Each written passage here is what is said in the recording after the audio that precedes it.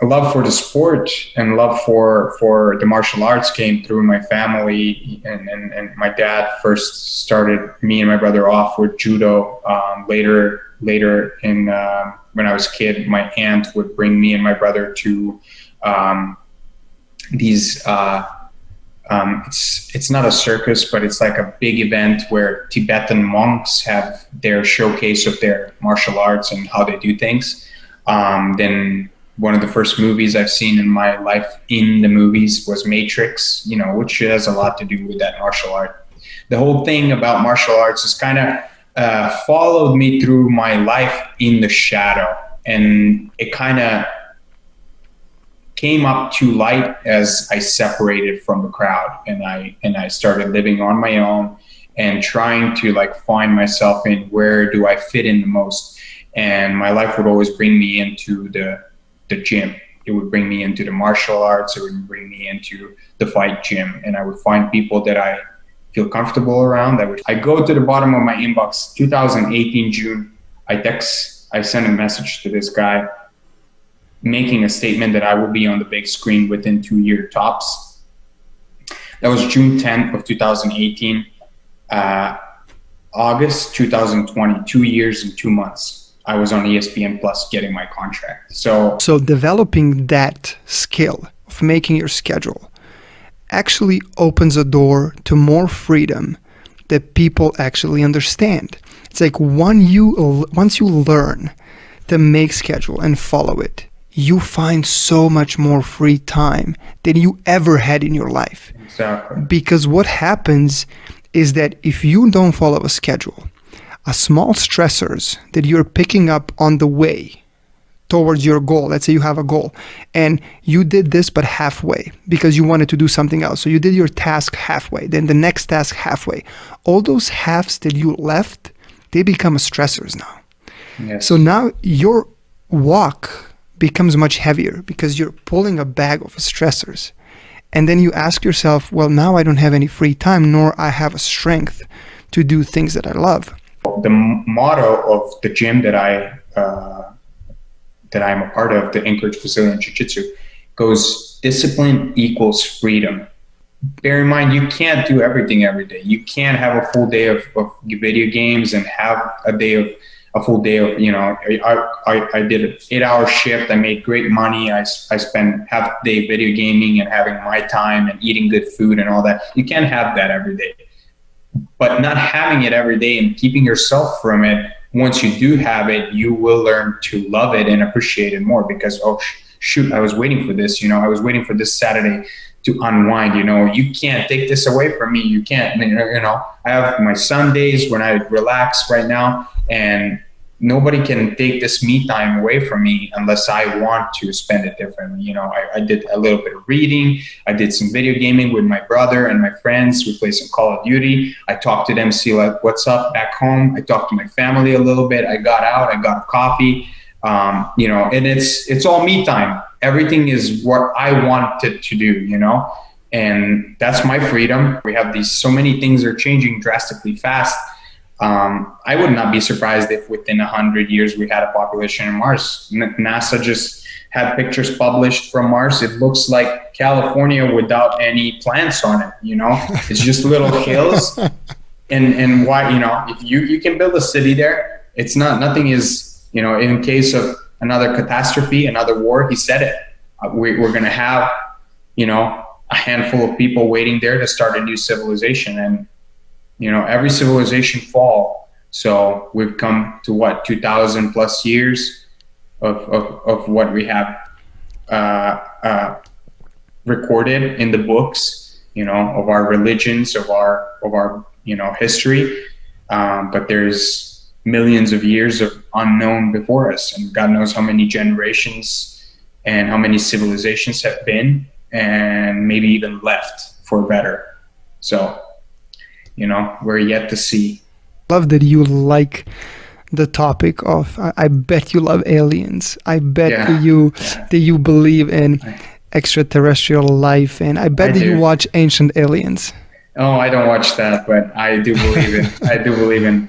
I do believe in extraterrestrial. You know, there's been a lot of things on this planet that we cannot explain. You know, whether you call it a god, whether you call it an alien, whether you call it a spirit, you know, whatever you call it, you know, there's something that's higher power, something that has better control, something that has, you know, control of everything. Now, whether that affects you as a single person or all of us, I don't know, but I do believe that there is something, and I think that it's belief what have gotten us this far. You know, being on top of this food chain is the belief for something great, the belief for something that's higher than us. But because without the belief, what are we? Like, what is this all about?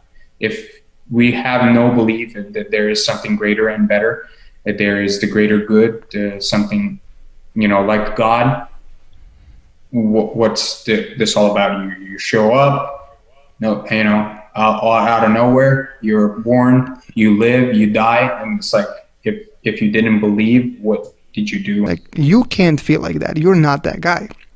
You're not going to calm down until you get the answers to the aliens exist. You're not going to get calmed down until you become a UFC champion, until you, not necessarily UFC champion, but until you reach your better next. And we live in probably, I mean, definitely the best era that, you know, our civilization lived in. So I see three Uros Medic. I don't know how to say your name in English. Uros, because you can't add this. Yes. You know what I mean? Yeah, I understand. So, yeah. Uros is, yeah, so it's just fine. There is like three Uros. There is one before America, then there is the one before UFC, and then there is a Uros after UFC. Yeah. Well, the one after UFC is yet to come. You know, let's call it 2.5. I am on, like, in the UFC right now. Maybe after the contract would be the third, but, you know, this is still a new chapter of my life that I am, you know, in, and it's there's definitely drastic changes in my life from the first kiddo that have had a dream. And then one thing that I also forget to mention often is I didn't have such a clear goal of like, okay, let's go and be a professional fighter. I want to do this, you know. My idea of the thing is, if I was to stick with the fighting, if I was to stick with the gym, the things that will happen through me being in that gym will give me the opportunities. That might be me being a coach, might be me being a gym owner. It might be, I wanted my life to revolve around the sport, around the martial arts. So, of course, the number one thing is I wanted to be a fighter, but the odds of becoming a fighter, you know, are not great. Just like becoming any other professional athlete, you know, it takes a lot of sacrifice, a lot of work, and stuff that we've kind of gone through and talked about. So learning how to stick with that has drastically, as I said, changed my life in those, as you say, there's like three kind of parts of me. That one was a kid that didn't really know a whole bunch about anything. The second one was somebody with a little clearer, I can't even say it, a little bit of a more clear path. And then the third one was the guy that got his opportunity, that got a shot, and that capitalized on it. Leading into it, I have felt that this is my time to shine, and it's my... Running into the fight, is that what you think? Yes, exactly. Leading into the latest, the newest version of me, the best me, you know, today me, it is I felt that it is meant to be, and it's going to happen. And of course, you know, there's some doubt about it. There's, you know, some sleepless nights, but at the end of the day, it's all mental, you know. It's all in your mind and how you perceive it, how much stress you put and how much thinking you put in one scenario and how much thinking you put in the other scenario. And I kind of try to visualize, and that's what I saw myself. I dreamed about it. I knew it was going to happen. So that year, 2020, was that the first time that you kind of got the sense that the contract, I mean, the Contender Series are going to have your name on? Or, that maybe happened before, but you were not ready? I mean, I don't know how the things work in UFC. And if I'm the guy who don't know how that actually works, I want you to tell me, like, what is that process like? The process is pretty simple. You have to win the fights. That's all that it comes down to. You have to win the fights. At the end of the day, that's show business. So you have to be a little bit of a showman. But what they care most about is you knowing how to fight, So I planned on applying and joining the Contender Series through however I could in 2019. And we talked about it in my gym. We talked about it. And I told them, like, okay, this year we don't do it. Next year we got to do it, And I knew that within those 2 years, couple years, this is going to be my shot. The thing about this professional sport is everybody get their shot eventually. If you work long enough for it, you get your shot and you can show what you're, made of. If some stars align, that's it. If it doesn't, you might get your shot again. You might never get it again. You never know. But one shot for sure you will get. As far as leading into the UFC, I knew that my shot is coming. For my 5 minutes where I get to show my skill set, where I get to show my mentality, where I get to show my heart, that will happen. When that happens, I will do my best to be ready for it. When was the date when you got the information, hey, you are going to be going to Contender Series? 20 days before the fight. 20 days before the fight? Yes. And then at that time, the gyms were closed. Yes. At that time. Yes, gyms were closed. How long before that information the gyms were closed? It was off and on thing. Like, It was what it's going to be like. The virus is spreading fast. There's new rules coming every week. Everybody are following the news. So it was off and on. I managed to train in different setting, in different gyms and with different people. I trained outside, I went running, I did whatever I could, I did. So when the time came for the fight, I flew down and the rest is kind of the history. Moment with Dana White. I mean, he's such a famous person. Mm-hmm. He's mainstream media. He's the guy that everybody looks at when he's talking, when he's doing his things. And you just making such a natural communication, even though it was just a very short, kind of brief of a couple of seconds, you were able to show him your personality. Like, you didn't have to chat with him on a coffee for so long. You just show him your personality by saying a couple of words and, showing that gesture of like, let's get the contract. I'm going to sign the contract, and then telling him, put me on a speed dial. Yes. Like, did you prepare yourself for saying those things, or just came natural? No, it was, I didn't really think about any of that. I had one thing in my mind, and that's to win the fight. Depending on how the fight went, then I can flex with it, I would say. If I got my ass beat, I certainly wouldn't flex as much as I did. And when I beat ass, I can, I feel comfortable being more open about it. And wanting that contract and wanting to fight more, wanting to showcase more. Dana, I didn't really get to talk to him much longer, but the way I look at the guy is he changed the sport forever. This is one of those people that will go down in history. Him, Joe Rogan, the bald men that ran the show. He also had a dream. He saw an opportunity in the fight game when nobody else did. He said that he had a handful of people that believed in it, and he had to go from state to state in the United States and talk to people to try to legalize this, because people would consider it as animal fighting, and they they wouldn't let it happen in their states, the governors, these people or that people, regardless.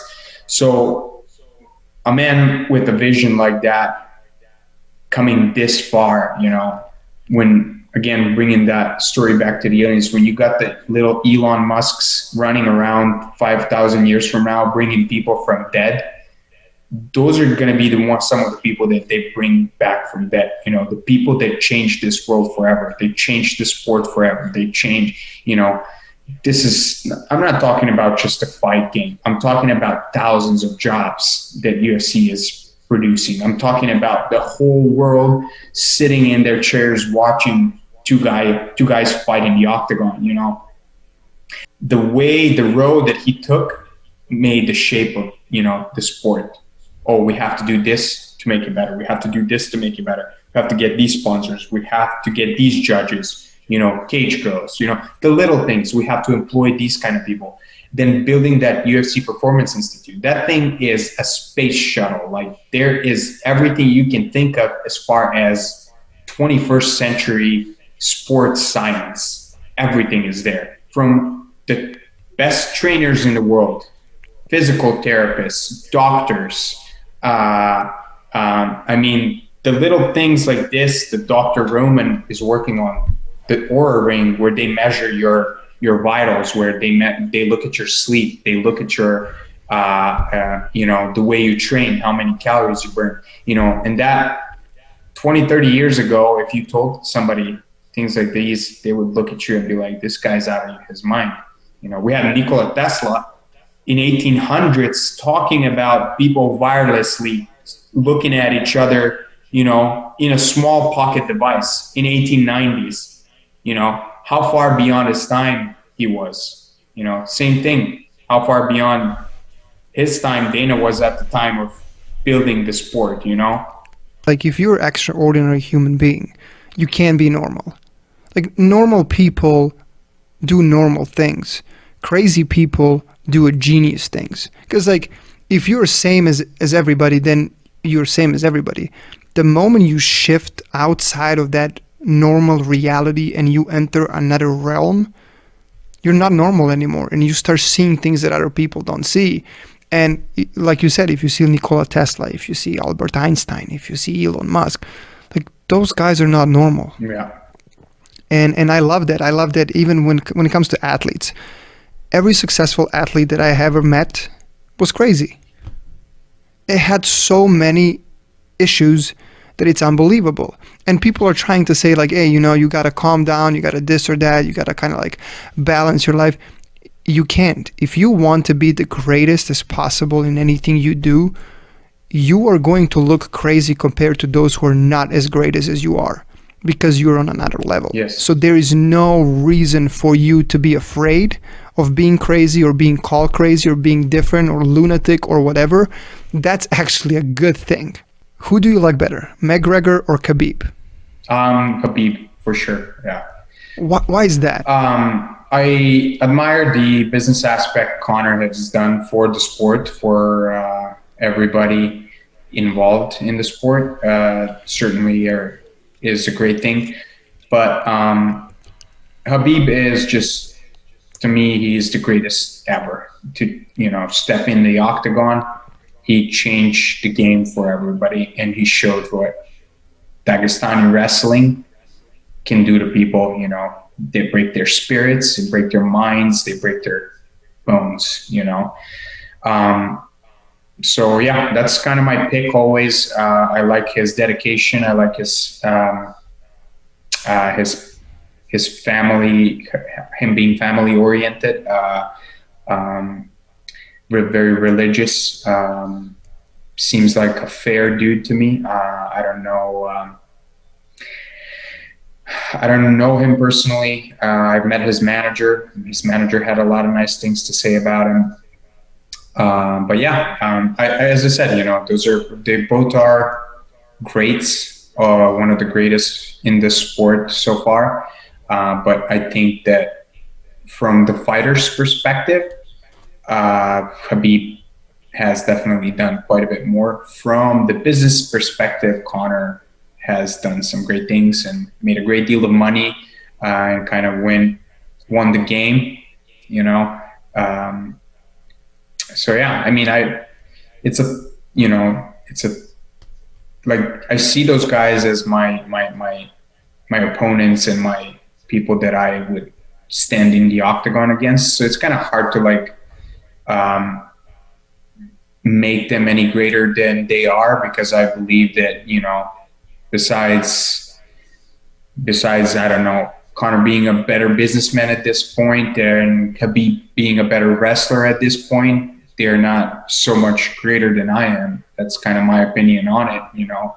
Um, I think with the proper work ethic and given time, I will reach a certain potential where I can stand with those guys in the octagon.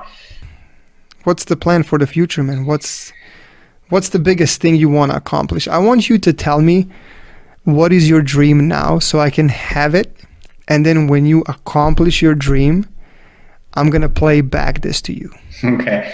Well, my idea for right now is I want to fight with the best in the world. I want to make a mark and make a statement and have secure my spot as, you know, one of the best there.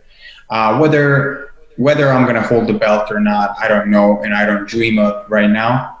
I have one goal in my mind at this point, and after I finish this opponent, I will have my new dreams and my new goals, and that will go on and so forth, and I will not stop dreaming, and I will not stop chasing those goals, because that's how I am, that's how I made it this far, and that's what, you know, keeps me going.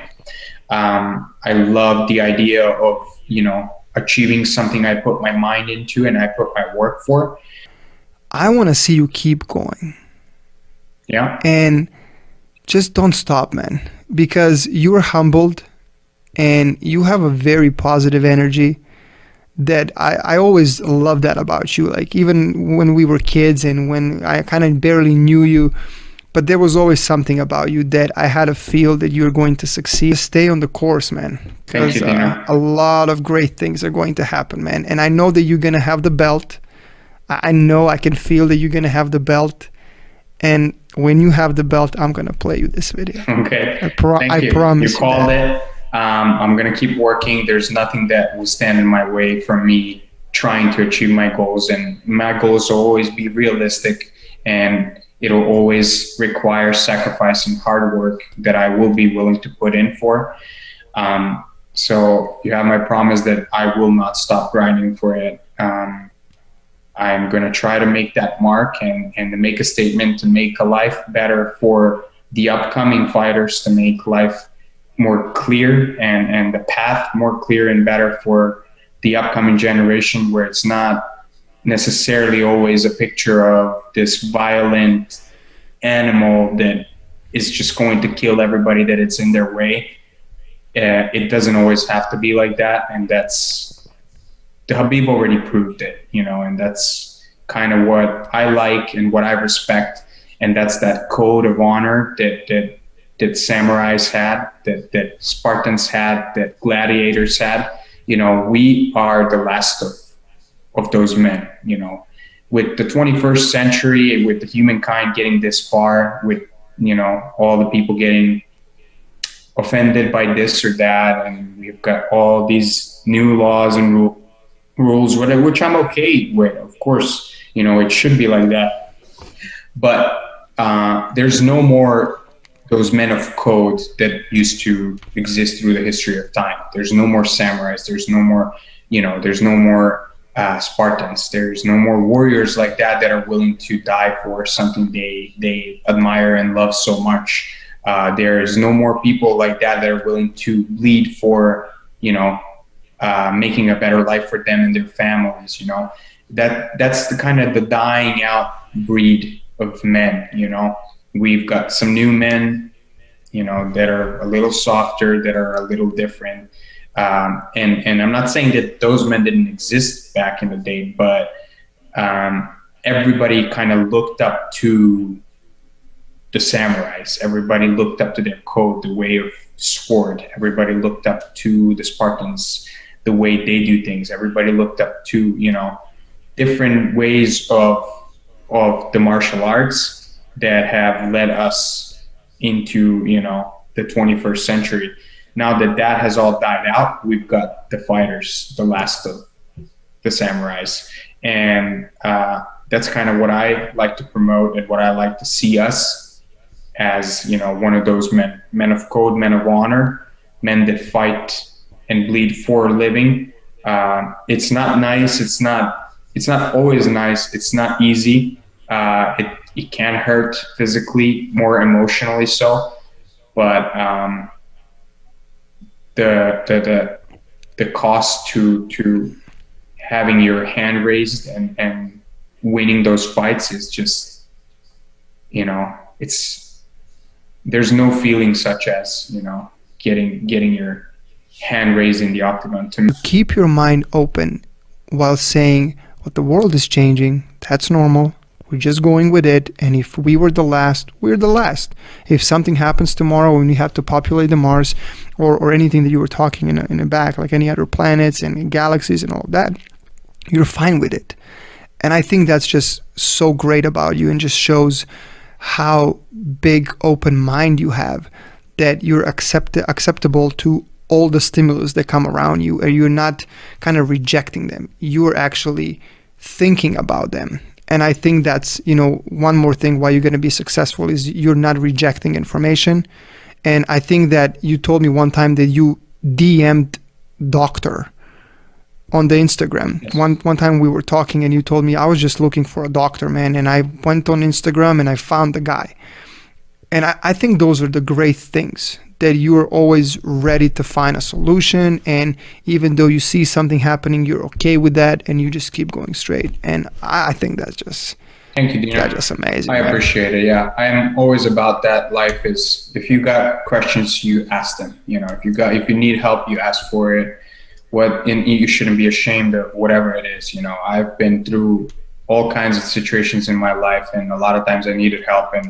And as I said, on the interview when I was at the post-fight press conference, not once in my life I ran into no.